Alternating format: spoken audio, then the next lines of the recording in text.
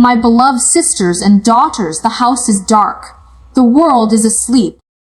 And there you are, sitting beside a small crib or standing in a quiet hallway, holding a child who won't stop crying. Your eyes burn with exhaustion. Your hands tremble from the weight of love and worry. And deep inside, a silent whisper rises. Why, Allah, am I doing enough? Parenthood, the most beautiful blessing, and yet, at times, the most heartbreaking test. No one tells you how heavy love can feel. No one tells you that some days you'll break in sujood. Not from lack of gratitude, but from sheer fear of not being a good parent. You smile when people say, "Mashallah, you're so lucky." But inside, you wonder, do they know how much I cry for this child? How many nights I whisper, "Ya Rab, guide them when I cannot." You see, the journey of parenting is not just about raising a child. It's about raising yourself. Your child is not just growing up. You're growing through them. Every tantrum, every worry, every unanswered prayer. It's Allah teaching you something about your own heart. Because maybe the sleepless nights are not a punishment. Maybe they are a call to return. To remember that parenting isn't a worldly job, it's a spiritual assignment. A divine trust. Allah chose you. Yes, you. For this child. Not because you're perfect, but because your soul carries something this child needs. And because through them, Allah is sculpting something in you that Jannah requires. In a world that measures success by perfection, parenting becomes performance. We scroll through perfect family photos, polished smiles, well-behaved children, and quietly feel small. We begin to think I must be failing. Because my child struggles to pray. Because my home isn't always peaceful. Because I lose my patience. But what if failure isn't failure in Allah's sight? What if the chaos, the crying, the exhaustion are the verses written just for you? And we will surely test you with something of fear and hunger and loss of wealth and lives and fruits. But give glad tidings to the patient. It's the order of Allah. Parenthood is one of those tests, not to break you, but to build you. Not to punish you, but to polish you. Because Allah doesn't test the weak. He tests those He wants to elevate. So when you feel unseen, when your sacrifices go unnoticed, when your heart aches watching your child drift away or fall apart, know that Allah sees every tear you've hidden. He counts every sigh. He writes every moment of Sabr in your book. You are not alone in your exhaustion. You are walking the same sacred path that many of the prophets walked before you. Every parent knows this pain, loving someone so deeply that it hurts. But here's the truth, that pain is not a flaw of your love, it's the evidence of your humanity. And it's also your gateway to Allah, because the love you feel for your child, that overwhelming, selfless love, it's a glimpse of how much Allah loves you. He allows you to experience what it feels like to love someone you can't control. To guide someone who might still go astray. To forgive someone who might hurt you. And still, you pray for them. That is divine training. It's Allah teaching your heart how He loves. Endlessly, mercifully, unconditionally. There's a verse that whispers to every tired parent, your wealth and your children are but a trial, and Allah has with Him a great reward. That Allah said in the Holy Qur'an, a trial. Not a curse, not a punishment, a trial. Because trials are the classrooms where souls are refined. When Allah blesses you with a child, He is not just giving you someone to raise. He is giving you a mirror. A reflection of your own patience, your fears, your ego, your capacity to love purely for His sake. Sometimes your child's stubbornness will mirror your own. Sometimes their pain will awaken your empathy. Sometimes their mistakes will remind you of how merciful Allah has been with you. And through it all, Allah is sculpting you into someone more compassionate, more conscious, more surrendered. Every sleepless night is ibadah. Every tear you wipe is sadaqah. Every bismillah before feeding. Every astaghfirullah after losing patience. Every alhamdulillah whispered through fatigue, they all rise as worship.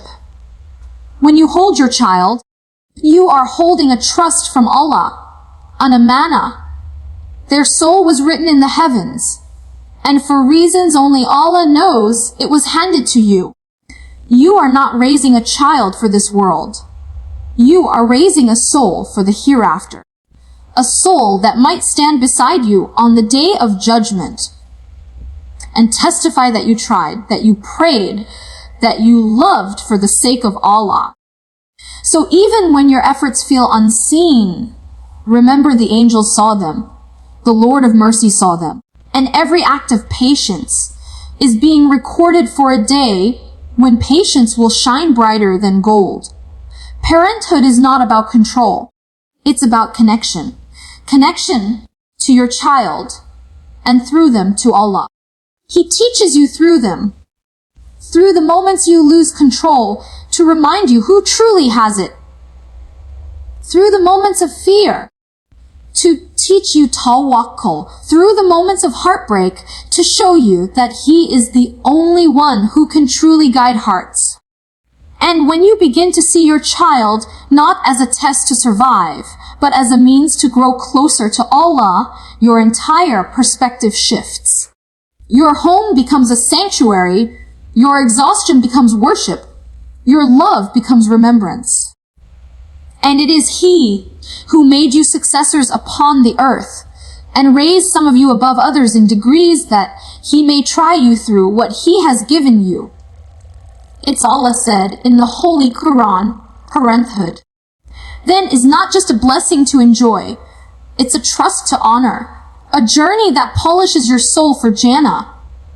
As we move deeper, remember this: every prophet who was a parent knew this pain. They wept for their children. They prayed for them in the dark. And they trusted Allah, even when their hearts were breaking. In the next part of this reflection, we'll step into their stories. The fathers and mothers chosen by Allah Himself. To learn what divine love truly looks like when parenting meets prophecy. The father who built an ark but couldn't save his son. Picture a man, old, weathered, and full of love. He stands beside an enormous ark, built plank by plank with faith that the world called madness. For years, centuries, he calls his people, he calls his family, he calls his son. Ya Bunayya Urkab ma'ana. Oh my son, come aboard with us. His voice trembles with love. His eyes search for hope in a storm of rejection.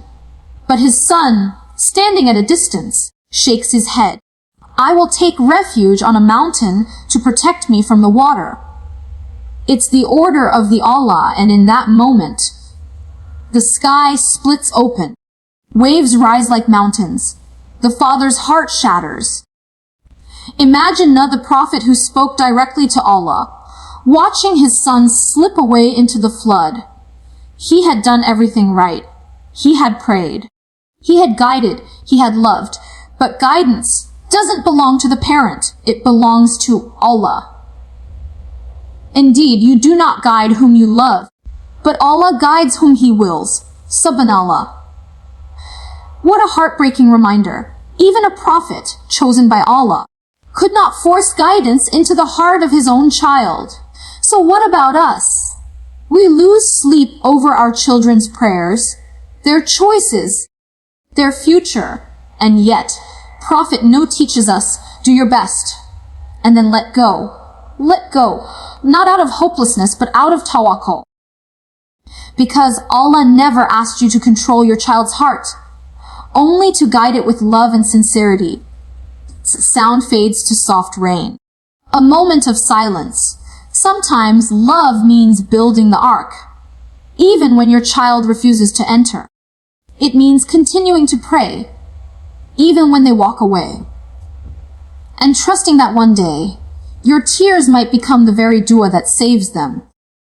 Maryam, a young woman pure and devout, chosen above all women, and yet her test, one of the most crushing a mother could face. Imagine her alone in labor under a palm tree, the pain of childbirth, the pain of shame, accusations from her people, whispers. "How could you do this?" She cries out. "If only I had died before this and been forgotten." Completely forgotten. Surah Maryam 19:23. These are not words of weakness. They are words of human exhaustion. Even the most faithful hearts break under the weight of divine tests. But in that moment, Allah did not send angels with armies. He sent a voice from beneath her, the voice of her newborn son. Do not grieve, for your Lord has provided a stream beneath you. Subhanallah. From her greatest pain came her greatest miracle. From isolation came revelation. And that is the divine pattern. Allah allows your pain to break you open, only so He can fill you with a miracle. Maryam teaches every mother you are seen, even when you feel unseen. You are carried, even when you feel alone, and when people misunderstand your journey. Allah defends your story, so when you cry at night, wondering if you have the strength to keep going, remember Maryam. Her silence became her strength. Her patience became her honor. Her trust became her miracle. Allah chose you and purified you, and chose you above the women of all worlds. Your struggle, too, can be the reason Allah elevates you. Quietly, beautifully, eternally. Now imagine Prophet Ibrahim, a father in old age. A man who prayed for decades. Rabbi habli mina salihin, my Lord, and grant me a righteous son. And when Allah finally blessed him with Prophet Ismail, the test came, sacrifice him. The command that would tear any heart apart. And yet, Prophet Ibrahim didn't argue. He didn't say, why? Ya Allah, he said, O my son, indeed I have seen in a dream that I must sacrifice you. So see what you think. Allah said in the Holy Qur'an, and the son, Subhanallah, replied, O my father, do as you are commanded. You will find me if Allah wills among the patient. Father and son walking side by side, each surrendering, each trusting. Can you imagine that silence? The desert wind, the trembling heart, the steps toward obedience. And just as the knife touched the skin, Allah called out, You have fulfilled the vision. Because Allah never wanted the sacrifice of the child. He wanted the surrender of the heart. This story is not about slaughter. It's about submission. It's about letting go of what you love most for the one who gave it to you. Each of these parents, Maryam, Ibrahim, faced heartbreak through their children. Yet in each story there is a hidden invitation. Return to Allah through love. Nut teaches you Sabr when your child strays. Maryam teaches you Tawakkul when you feel alone. Ibrahim teaches you Ikhlas when you must let go. They all point to one truth. Parenting is not about outcomes. It's about obedience. Allah does not judge your success by your child's behavior. He judges it by the sincerity of your effort. Every parent carries a silent fear. What if my child goes astray? That fear can turn into control, and control into anxiety. But Islam teaches the opposite of control. It teaches tawakkul. There are 4 stages every heart must walk through in this journey of faith. You begin with pain. You see your child struggling, rebelling, or drifting. You pray, but the change doesn't come. So you panic. You begin to feel like you're failing. But this pain, This ache is not your enemy.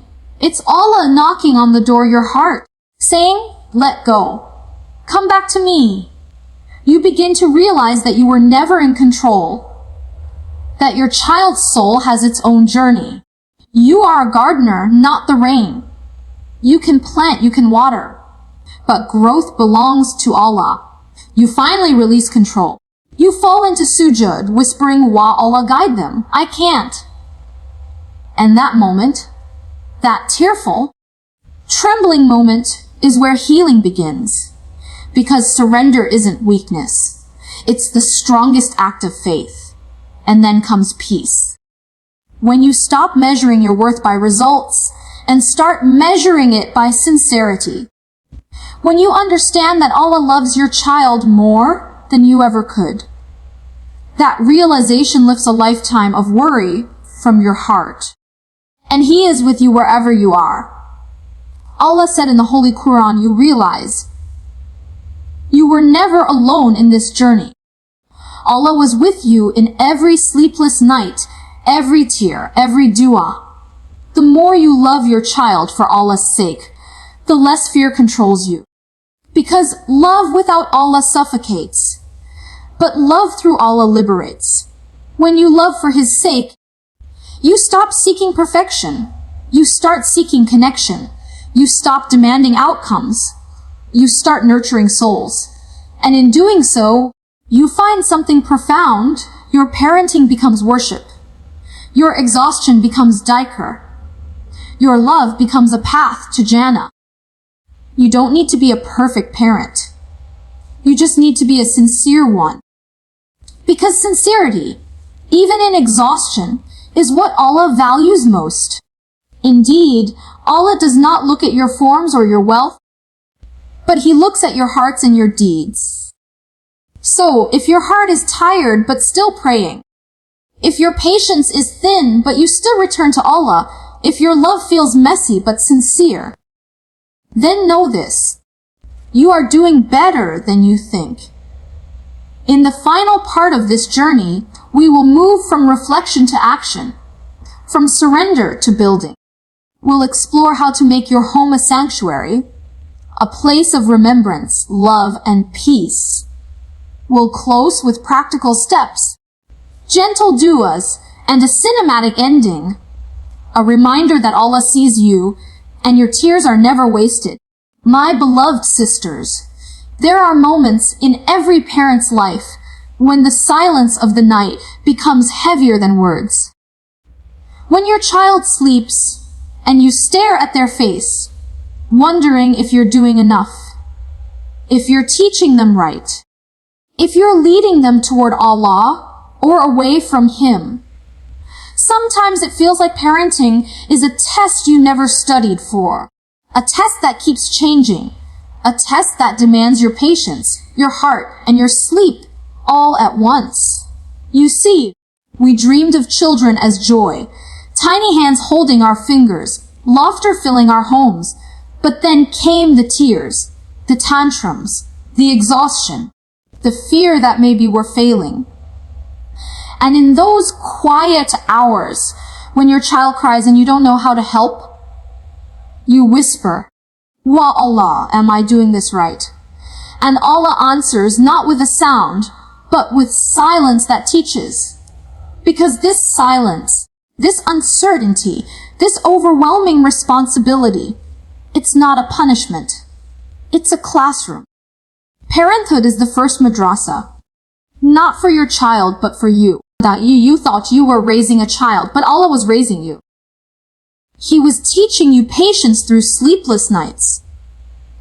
He was teaching you tawakkul when your plans fell apart. He was teaching you sabr when your child didn't listen, when they questioned, when they broke your heart in small ways. And slowly, you began to realize parenting is not about producing perfect children. It's about purifying your own soul. It's not about controlling their path. It's about trusting Allah with their destiny. Every sigh, every prayer, every tear, it's being recorded, not as exhaustion, but as ibadah, worship. And we have enjoined upon man care for his parents. Notice how Allah connects the chain from parent to child, child to parent, because every act of love in this cycle is sacred. So the next time you feel unseen, unappreciated, unheard, remember, Allah sees the dua you whisper under your breath while folding tiny clothes. He hears the astaghfirullah between your sighs. He counts your exhaustion as daikra. Parenthood isn't a worldly duty. It's a spiritual journey. A sacred mirror that reflects your relationship with Allah. You're not failing. You're transforming. You're learning to surrender what you can't control. You're learning to love without attachment. To raise a child for Jannah, not for dunya. This is not chaos, it's divine curriculum. Welcome to the first madrasa, the silent classroom where Allah teaches through sleepless nights, tears, and tender love. Sometimes, Allah places certain souls in your life not to test your patience, but to heal it. Your child is one of them. Every moment that triggers you, their disobedience, their delay, their mistakes, is a mirror, a reflection of your own heart. The anger you feel, it's not about them. It's about the parts of you that Allah wants to soften. The impatience, it's not their weakness. It's your growth point. The worry, it's not fear. It's an invitation to trust, because Allah never sends a child without sending a message. Your wealth and your children are but a trial, and Allah has with him a great reward. Allah said in the Holy Qur'an, when Allah says fitna's trial, it's not punishment, it's refinement, a way to polish your heart until it reflects His mercy. You see, we often think we're the ones teaching them to pray, to be kind, to obey. But in reality, they are teaching us to forgive like Allah forgives, to love without expecting, to endure without breaking. Sometimes the child who cries too much teaches you sabr. The child who questions everything teaches you humility. The child who is distant teaches you tawakkul, to let go and trust Allah's timing. Each child carries a divine lesson wrapped in their personality. Each soul entrusted to you is a living ayah, a verse from Allah, written in laughter, tears, and small footprints. You pause long enough, you'll hear Allah's wisdom whispering through the chaos. This is not about control. It's about surrender. This is not about raising them your way. It's about raising them His way. This is not about being perfect. Eventually realizes your child is not your creation. They belong to the Creator who chose you to be the vessel through which they enter this world. And that's an honor heavier than mountains. So when your child disobeys, don't just react, reflect. Ask yourself, what is Allah trying to teach me through this moment? Because every act of parenting is an act of worship. Not just when you teach Qur'an, but when you hold back your anger, when you forgive them again, when you choose mercy over pride. That's when you imitate the Rama of our Raman. Maybe Allah gave you a strong-willed child to make you strong-willed in dua. Maybe He gave you a quiet child so you could learn to listen. Maybe He gave you a difficult season so you could rediscover ease in sujud. Because every challenge in parenting is a door, and every door leads back to Him. Your child is not your burden. They are your mirror. Through them, Allah shows you who you are and who you can become. When we open the Qur'an, we find that some of the greatest stories ever told are stories of parents. Not perfect ones, but surrendered ones. There was a man who lost his son, not for a day or a week, but for years. Prophet Yusuf, taken, betrayed, and gone. Prophet Yaqub didn't just lose his child. He lost the light of his eyes. Yet he said, so patience is most fitting. and Allah is the one whose help is sought. That reference of the Holy Qur'an. Imagine the H of a father who never stopped making dua, whose every tear was counted as worship, whose silence became dhikr. Years later, when Prophet Yusuf was reunited with his father, the Qur'an doesn't just say they met. It says Yaqub's eyesight was restored because Sabr doesn't just heal hearts. It restores vision of hope, of faith, of Jannah.